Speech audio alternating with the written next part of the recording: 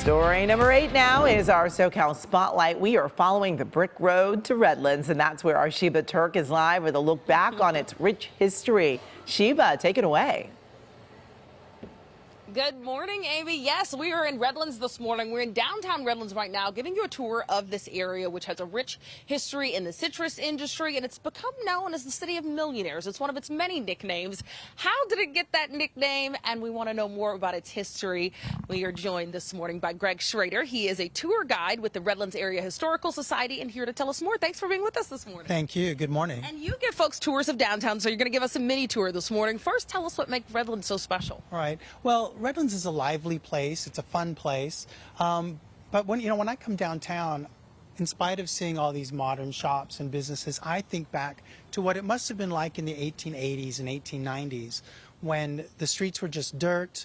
Red brick buildings were being constructed up and down the main street. There were all the businesses related to agriculture and livery stables, horses. There were restaurants, YMCA, furniture store that was also a mortuary.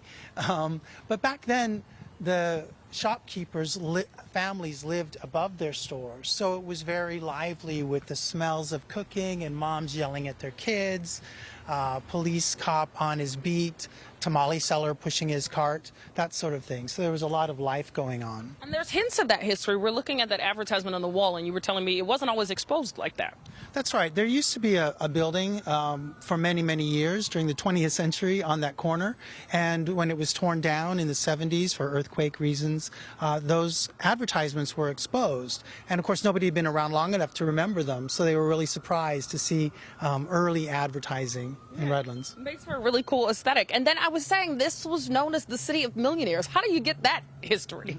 That's right. Well, back in the 1880s and 1890s, wealthy Easterners and Midwesterners would come to California for the weather in the winter, and we had beautiful weather. It was dry, sunny, and the mountain views are gorgeous.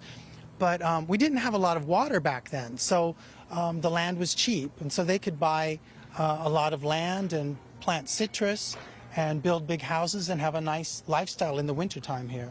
Nice. We're coming up to a restaurant here. Tell me about Caprice.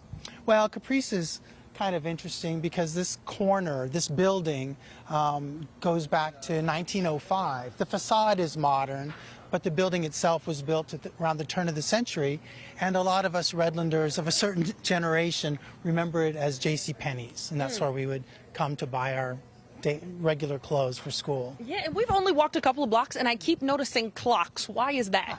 Yeah, we have a lot of clocks. Right across the street, we've got 3. Each one represents one of our sister cities, one in Japan, one in Mexico, and one in China. And we also have a lot of clocks on other buildings. There's a wealthy benefactor, Tim Rochford, who owns a lot of historic properties, and when he buys a property and fixes it up, he puts a clock on it just as a symbol. Well, I can tell you enjoy giving these tours. What's your favorite part of the Redlands? My favorite part? Well, being downtown, just hanging out like in a coffee shop and seeing people go by, you're always going to run into people you know. I still see people from my kindergarten days here, so It's quite fun. Well, it's absolutely gorgeous. Thank you so much for giving us some of the history here. And Amy, you got to come take a tour of Redlands and learn more about it for yourself. All right, Sheba, thank you so much.